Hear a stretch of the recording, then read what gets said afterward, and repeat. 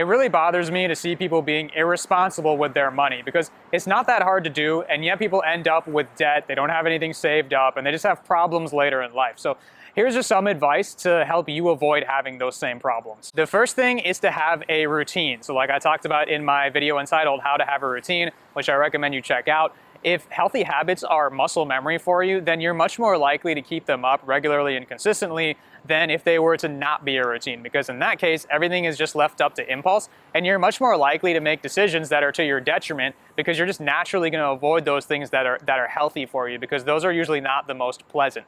And when it comes to spending money, it's no exception. So if you don't have it built into your routine of I'm going to go to these set stores at these set times and buy these set things, then you're much more likely to just waltz into a store whenever you want and look around and decide within a few seconds what you want to buy. And that's not going to work out for you because there's no consideration for, is this within my budget? Can I afford it?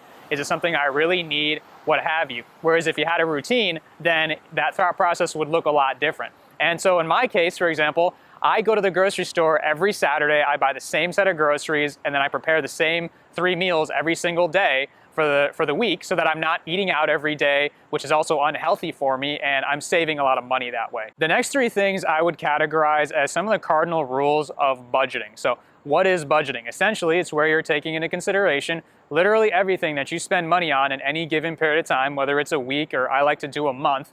And that includes your utilities, your groceries, your rent, gas, insurance, even leisurely activities. And then you're comparing that to your net income, net meaning after taxes, and then making some executive decisions about what you should and shouldn't be spending money on. And the first thing to keep in mind when you're doing that, the first rule, is to always ensure that you're spending less than you make. I would say specifically, aim to spend no more than 50% of your net income, somewhere around there.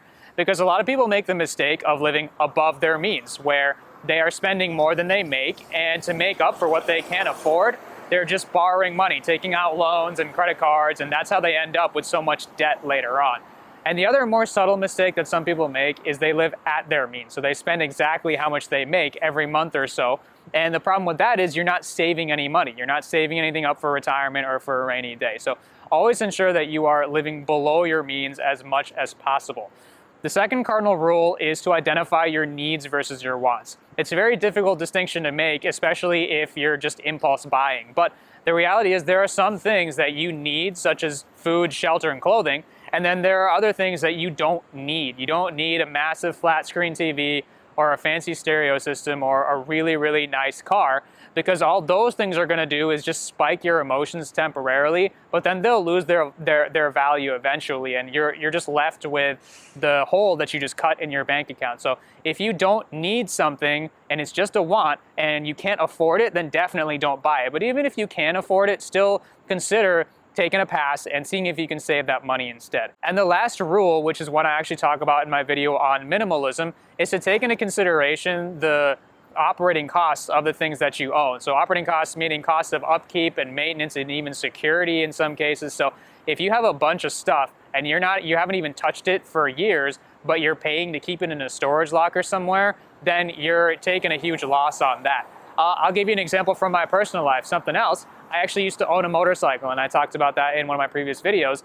And I got rid of it eventually, and one of the reasons was because I wasn't using it that much. I already had a car, and it cost me money to maintain that thing. I had to pay something like $75 a month just in insurance, and it was just sitting in the garage not really doing anything for me. So I was taking a loss on that. So I decided I would get rid of it, and that was one of the many reasons why. And I've saved a lot of money since then. And lastly, it's very important that you know that everywhere you're going, you are always being sold. Everything is an advertisement. It's not just commercials or billboards. It's also subliminal advertising, word of mouth, things you see in the movies. If you see a main character in a movie driving a nice car, then you can bet that the car company paid the production company to feature their car in the movie. Everybody wants you to buy their shit. And the reason I want to bring this to your attention is because these marketing agencies and whoever's selling you stuff, they don't have your best interests in mind. They just want you to cave in and spend money, because once you do that, they've won.